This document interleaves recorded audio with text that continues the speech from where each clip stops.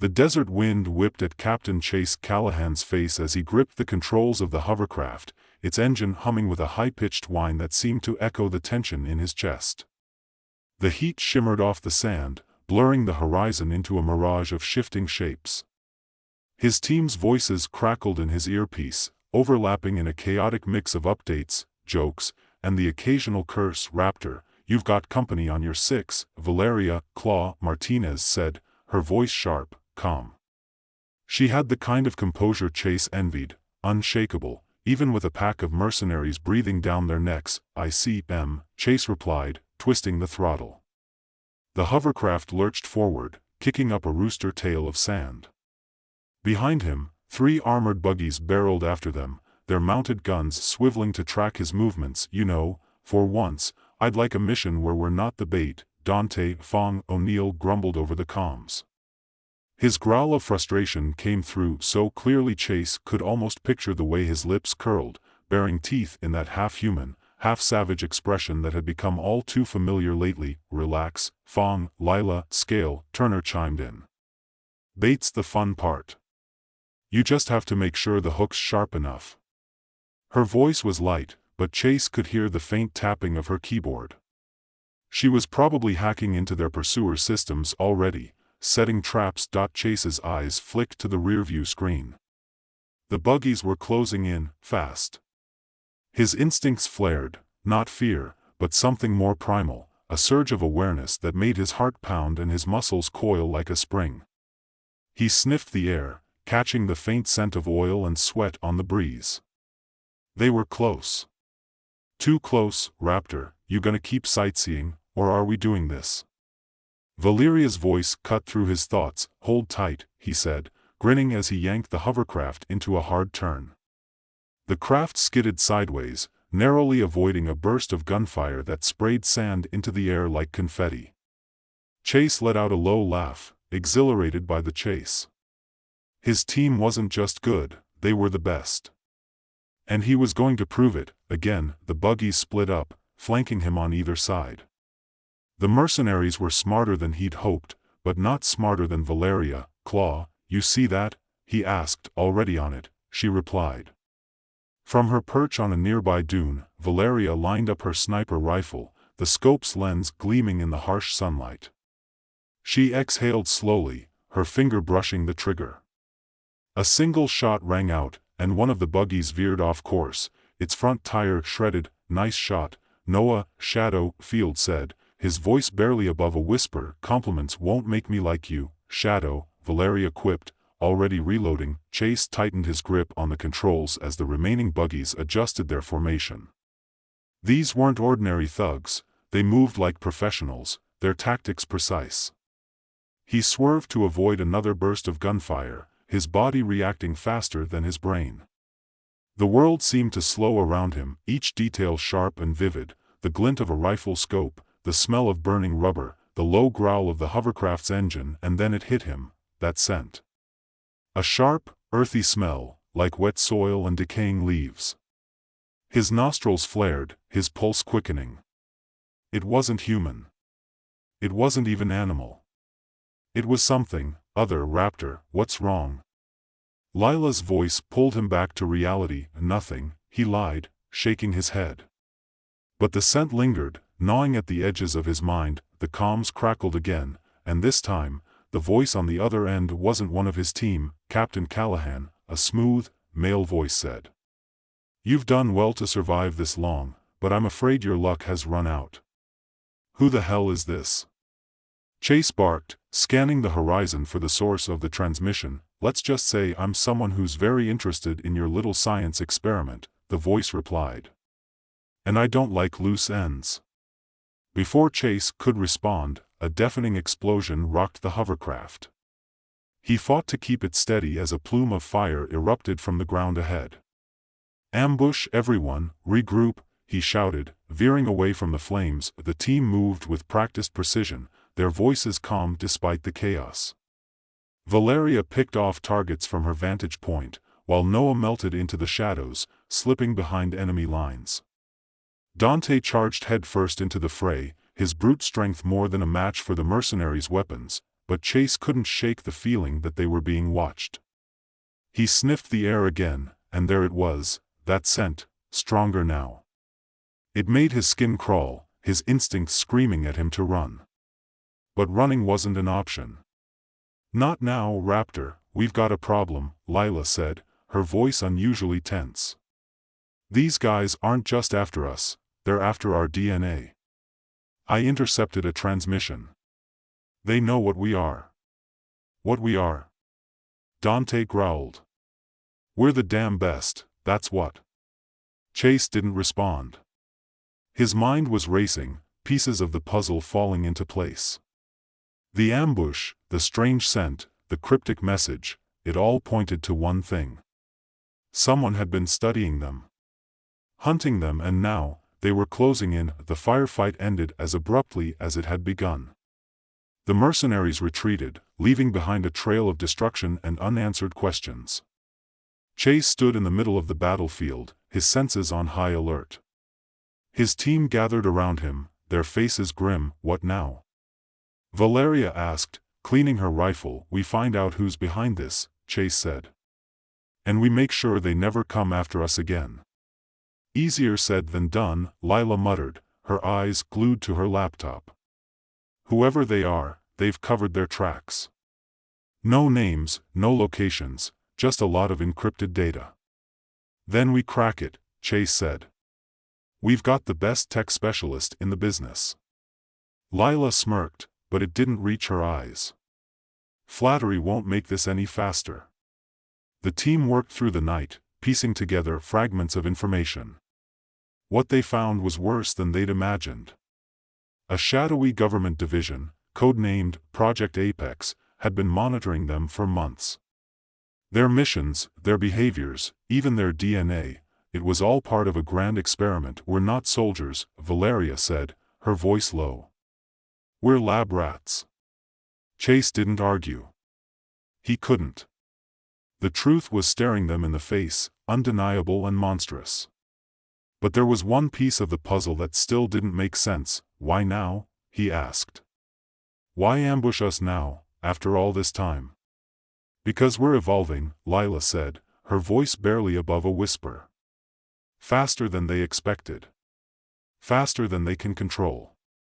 The words hung in the air, heavy with implication. They weren't just human anymore. They were something else. Something dangerous. And the world wasn't ready for them. The lab fell silent, save for the faint hum of Lila's laptop. Chase stared at the glowing screen, its harsh light reflecting off his tense features. The files they'd uncovered weren't just data, they were a mirror held up to everything he'd been trying to ignore.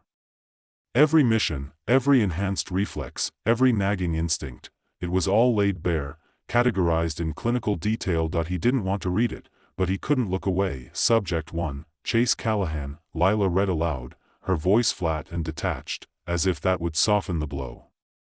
"Increased olfactory sensitivity.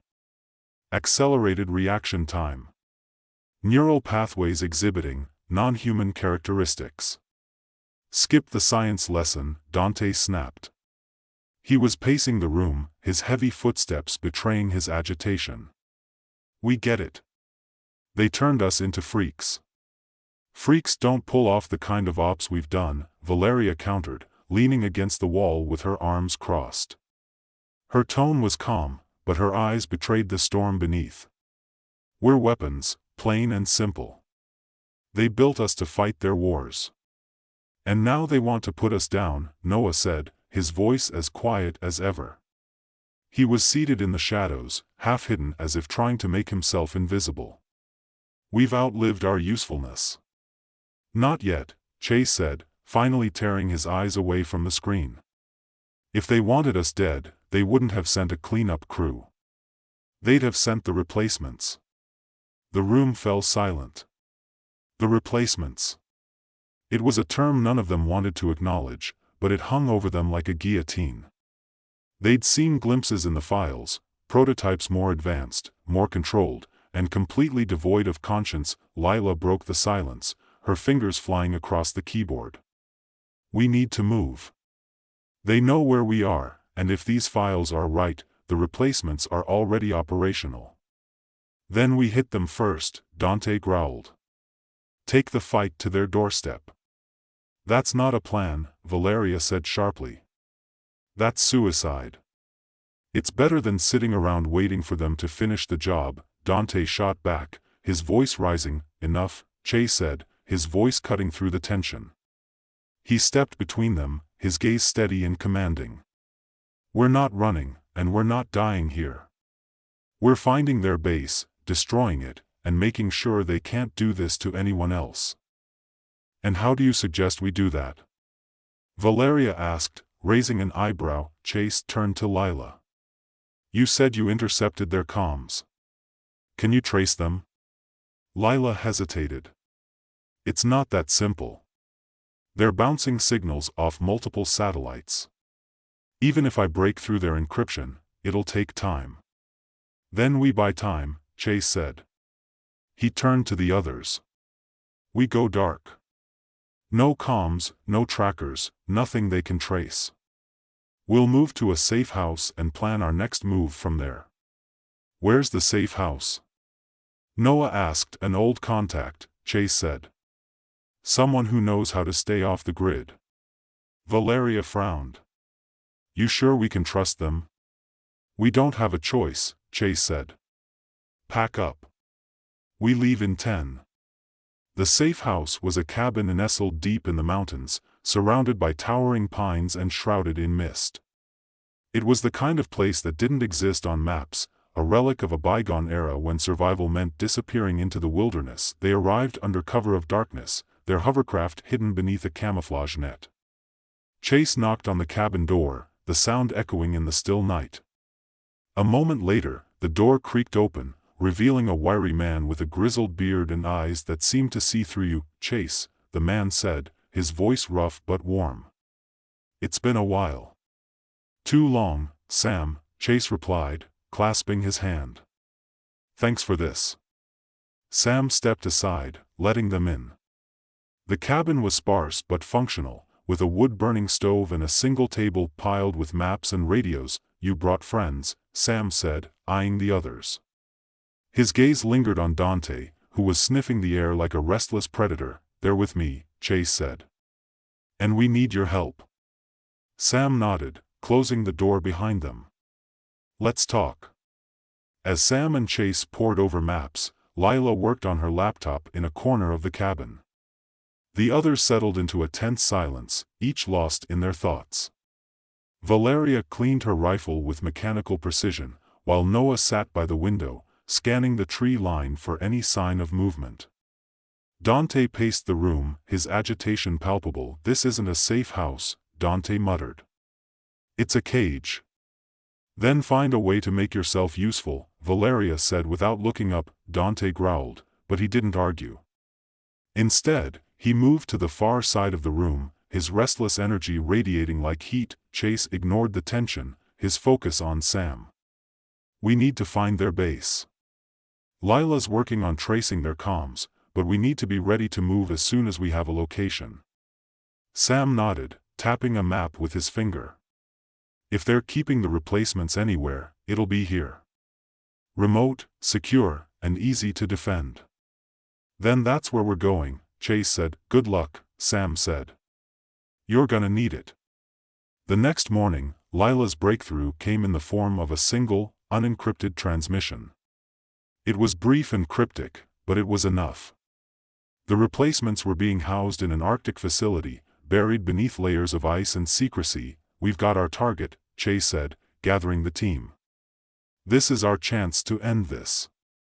And if we can't? Valeria asked. Then we die trying, Chase said. His tone left no room for argument. The Arctic facility loomed like a fortress, its angular walls blending into the icy landscape. The team approached under the cover of darkness, their breaths fogging in the freezing air. Chase's senses were on high alert, every sound and scent amplified by the stillness of the tundra. They moved as one, their training kicking in as they breached the outer perimeter. Noah took the lead, slipping through the shadows like a ghost, while Valeria covered their flank. Dante stayed close to Chase, his hulking form a silent promise of violence. inside, the facility was a maze of sterile corridors and humming machinery. The air was cold and metallic, tinged with the faint scent of antiseptic. Chase's pulse quickened as they moved deeper, his instinct screaming that something wasn't right, and then they found it, the chamber where the replacements were housed. Rows of cryogenic pods lined the walls, each one holding a figure suspended in icy stillness. They were like reflections in a warped mirror, their features eerily familiar yet alien. "This is it," Lila whispered, her voice tinged with awe and horror. Before Chase could respond, the sound of footsteps echoed down the corridor. A moment later, a figure emerged, tall and imposing, with a face that was both human and something more. "Welcome," the man said, his voice smooth and cold. "You must be the originals.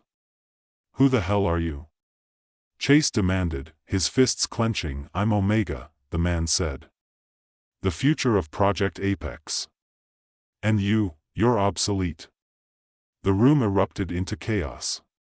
Omega moved with inhuman speed, his strikes precise and devastating. Chase barely managed to block the first blow, his instincts screaming as he ducked under a second. Valeria fired her rifle, but Omega dodged effortlessly, closing the distance between them in a heartbeat. "Stay together," Chase shouted, but the words were lost in the cacophony of battle. The replacements emerged from the shadows, their movements eerily synchronized. Dante roared, charging into the fray, while Noah disappeared into the darkness, picking off targets with silent precision. Chase focused on Omega, every nerve in his body screaming as their blows collided. He was fast, but Omega was faster. Stronger. Smarter, but Omega lacked something Chase's team had: unity. "Now!" Chase shouted, and Valeria moved in sync with him, her blade slicing through the air as Chase landed a brutal kick to Omega's chest. The man staggered, his calm facade cracking as he realized he was outmatched. "You can't stop this," Omega said, his voice dripping with disdain. "You're fighting evolution itself." "Maybe," Chase said, his voice steady. "But evolution doesn't have a soul." With a final, coordinated strike, they brought Omega to his knees. Lila hacked into the facility's mainframe, triggering a cascade of alarms. "We've got 5 minutes before this place goes up," she said. The team moved as one, retreating through the corridors as the facility began to collapse. Dante stayed behind, holding the line as the others escaped. "Go," he shouted, his voice echoing through the chaos. They didn't look back. When they emerged into the icy wasteland, the facility erupted behind them, a plume of fire and smoke rising into the night. Chase stood in the snow, his breath ragged, his body aching. They'd won.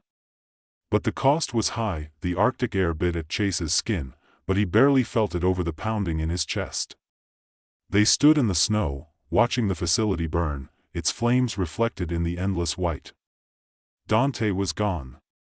The weight of that loss hung heavy in the frozen silence, each member of the team grappling with it in their own way. Chase stared at the inferno, his fists clenched so tightly his nails dug into his palms.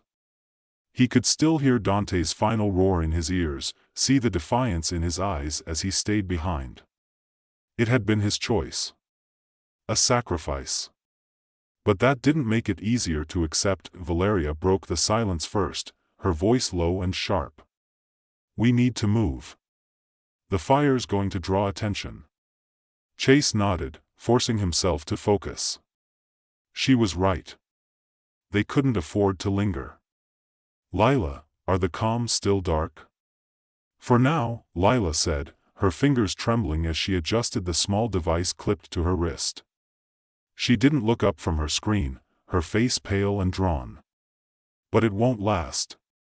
Whoever's left at Project Apex is going to come looking." "Let them," Noah said quietly, his voice like the wind slicing through the cold. "We'll deal with them when they do." "We'll deal with them on our terms," Chase said, his tone firm. "Not theirs. Let's move." They trudged through the snow in silence, the crunch of their boots the only sound. Chase led the way, his heightened senses tuned to every shift in the wind, every distant echo. The destruction of the facility might have crippled Project Apex, but it hadn't ended the threat. He could feel it, like a shadow pressing against the edges of his awareness. Hours later, they reached the extraction point where Sam was waiting with a stolen chopper.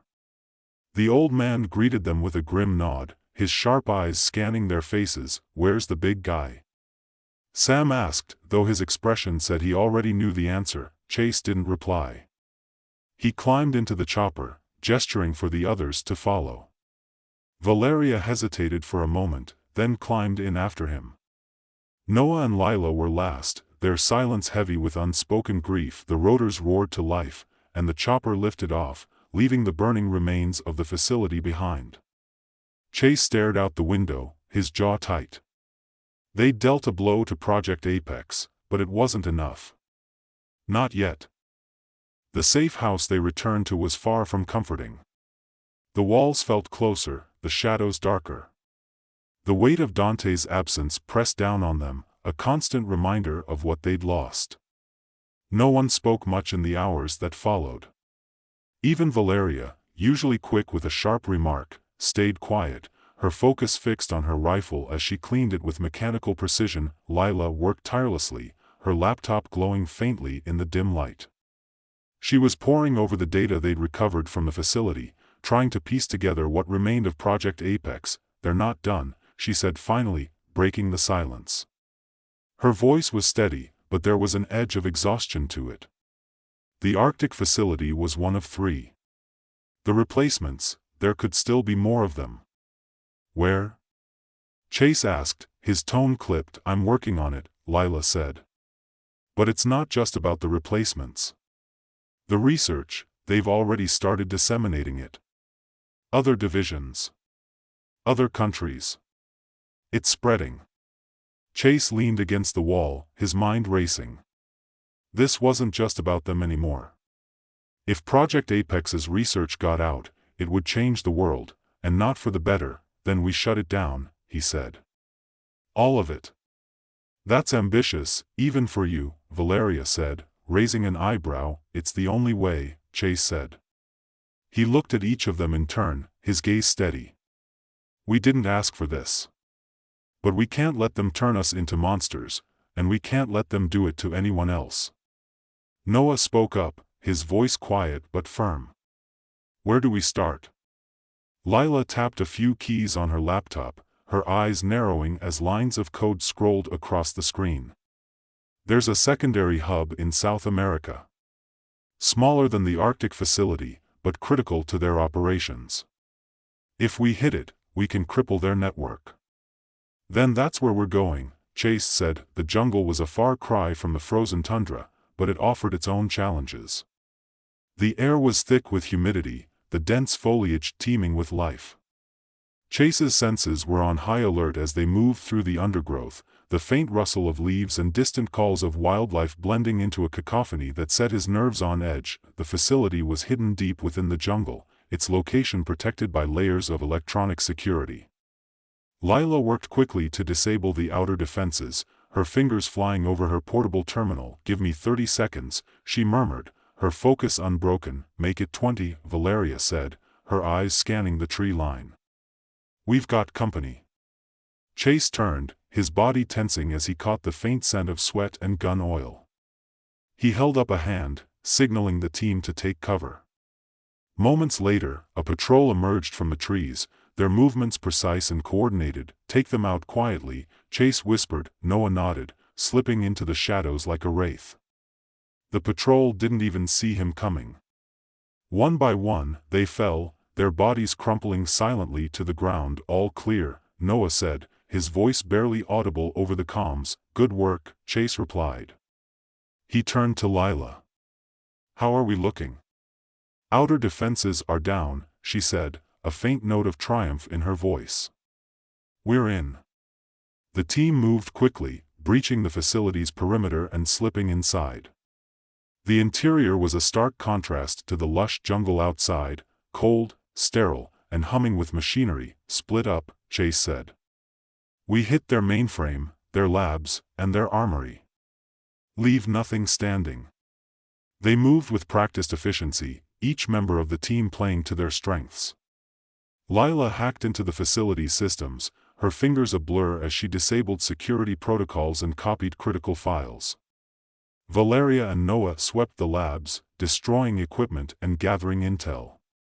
Chase led the charge in the armory, his heightened senses giving him the edge as he took down guards with brutal precision, but it wasn't long before the replacements arrived. They came in fast, their movements eerily fluid and coordinated. Chase barely had time to react as the first one lunged at him, its strength and speed pushing him to his limits. He dodged a vicious swipe, countering with a powerful kick that sent the replacement staggering back. "Fall back to the mainframe," he shouted, his voice echoing through the chaos. The team regrouped in the central chamber, where Lila was still working to extract data. The replacements closed in, their numbers overwhelming. "We're out of time," Valeria said, her voice tight. "Not yet," Lila said, her eyes glued to the screen. "I just need a few more seconds." "We don't have a few seconds," Valeria snapped, firing off a burst of gunfire. Chase gritted his teeth, his mind racing. They couldn't hold the line much longer. He moved to Lila's side, covering her as she worked. "Almost there," she said, her voice trembling with urgency. Finally, the screen flashed green.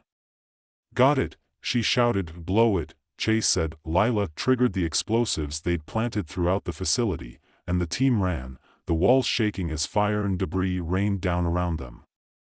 They emerged into the jungle just as the facility collapsed, its remains swallowed by flames. Back at the safe house, the weight of their victory was tempered by the realization that the fight was far from over.